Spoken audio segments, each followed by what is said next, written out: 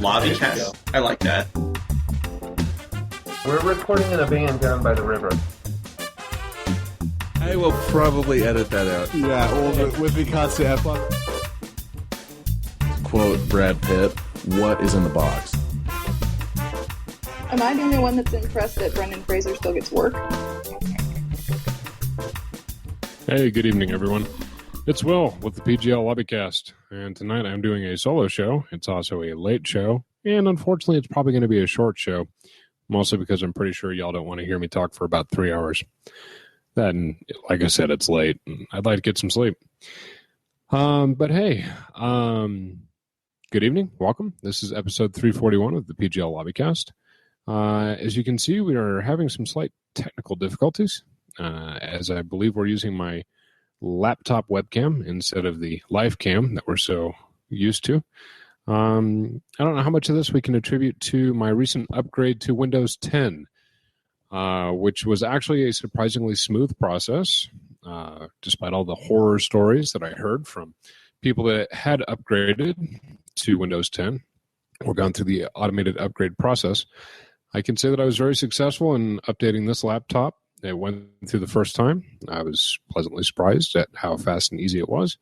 And I was even more surprised that my old laptop, which is circa 2008 and was originally a Windows Vista machine, which got later upgraded to Windows 7 Professional, also seems to have been very easily and quickly and successfully upgraded to Windows 10. As far as how Windows 10 goes, I'm still getting used to it. I have noticed a lot of Microsoft's sneaky little marketing tricks. They keep popping things up like, hey, we've noticed that you're using Office. Would you like to buy our subscription to the Office program?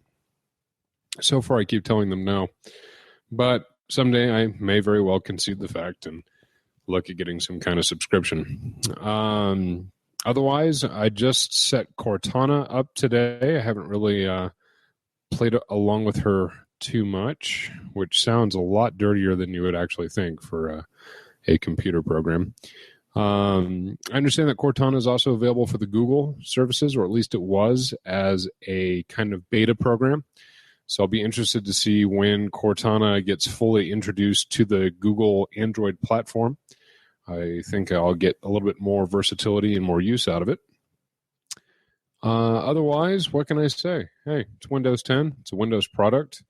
They're very heavily pushing their Edge browser, which so far seems to be a browser. It doesn't seem to be quite as terrible as the old Windows Explorer that so many of us opted to move away from for things like Google Chrome, Mozilla Firefox, or virtually any other browser out there. I'm still using Google. I'm still using Firefox, but I have been playing around with the Edge platform a little bit.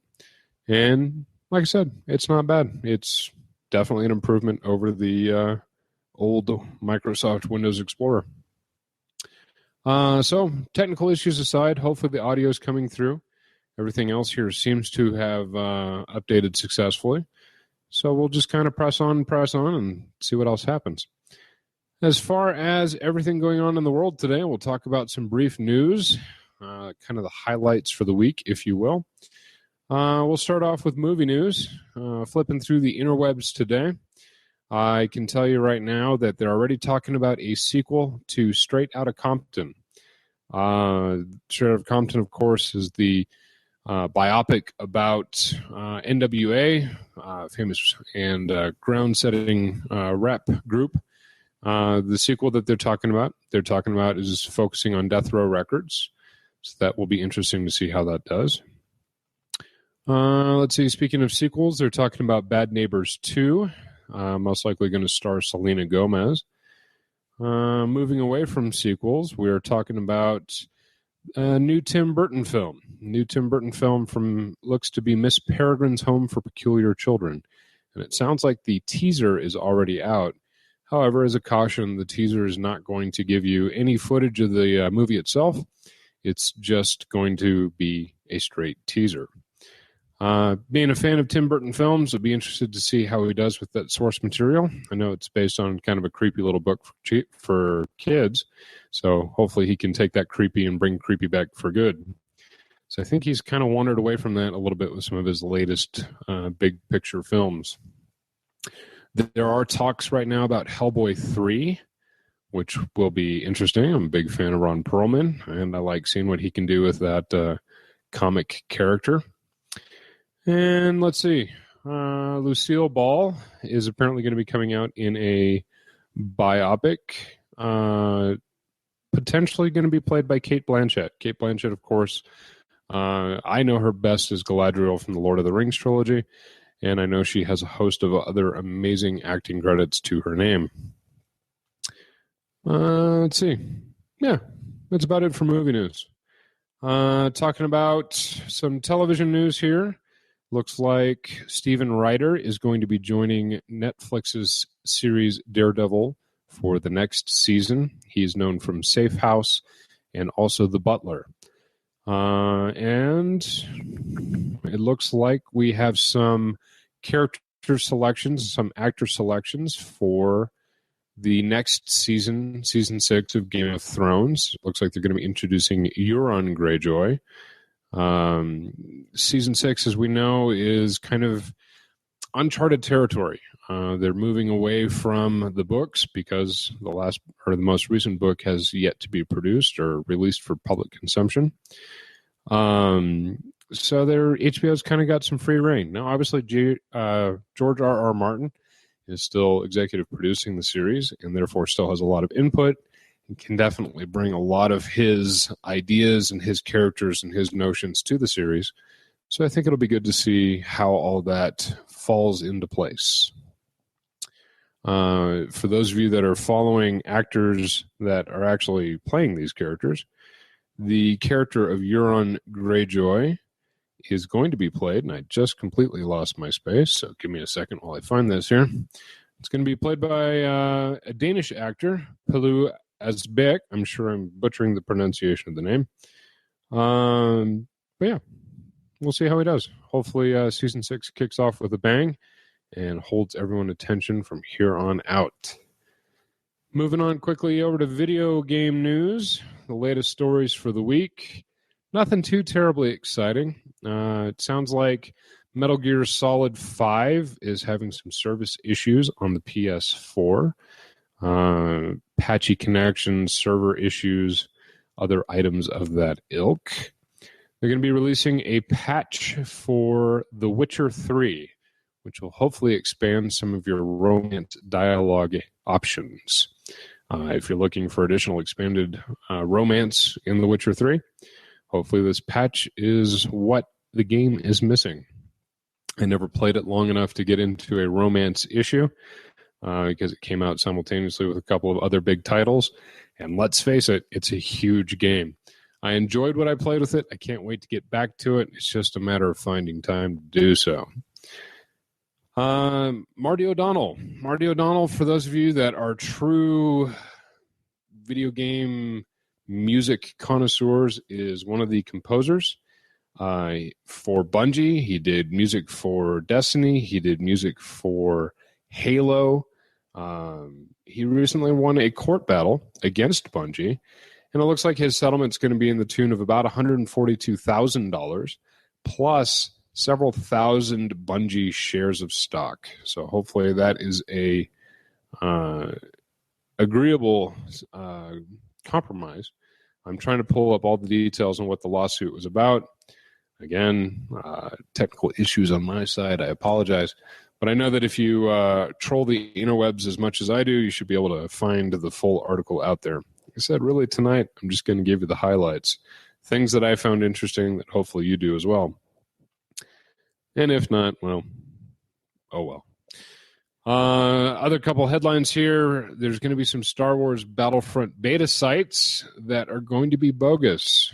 So if you're hunting for the beta access, be careful where you go. Let's see, Destiny, of course, is getting some major drops in advance of the Taken King. Some major updates, some major patches to get prepped for all that. Looks like they're adding a whole bunch of different bounties, including weapon bounties. Let you earn some titles and badges and other such stuff prior to the release of the expansion pack itself. And really, for gaming news, I think that's about all there is for gaming news. Like I said, guys, it's going to be a short show tonight. It's just me. I know I'm not that entertaining. But hey, what I can tell you this week is, as far as some entertainment in my limited spare time, we finally watched Mad Max Fury Road. I got to say, I really enjoyed it. And also, surprisingly, my wife, Erin, who was initially very resistant to watching the movie, also seems to have really enjoyed it as well. So I think they did something right. I think George Miller's kind of feminist, pro-feminism take, if I can be so bold, on the post-apocalyptic wasteland that is Mad Max's universe, satisfied. I happen to enjoy a lot of the I'm going to show you all the story, but I'm not going to tell you all the story. I thought that was kind of a cool twist on it. I'd be interested to see what the actual dialogue count is. I'm pretty sure Tom Hardy's dialogue rolls probably be less than a typewritten page. But I liked it. I dug it. I thought it was pretty sweet. Otherwise, for us, we've been watching some Face Off. We've been watching some Mythbusters. I'm missing the old build crew, Tori and Carrie Byron, Grant Imahara. Miss you guys. Hope you come back. Hope you find something else to work on. So I would love to see what else you guys can bring to the world of science and nerddom. Music-wise, I've been listening to a little bit of everything. Again, as usual, still not too far into the podcast world. It's about the best that I get. Actually been branching out a little bit. Listening to some Ludacris. White boy from the burbs. Here I is. But I got to say, every now and then, some hip-hop hits the spot. Ah, boy. I think that's about all I got. Anyways, I think I'll wrap it up. This has been episode 341. Sorry, guys. It's a short show tonight. It's a late show tonight. But, hey, we're keeping the streak alive. Join us next week for episode 342. Hopefully we'll have a little bit more to talk about. And hopefully it won't just be me sitting on this couch. We'll see. Anyways, I wish you all a wonderful night, a great weekend. Have a safe Labor Day, most importantly. If you do choose to drink, don't drive. Call a friend, call a cab. Stay where you are, drink some more. But make smart choices. Be safe. Come back and watch us next week. Take care, y'all.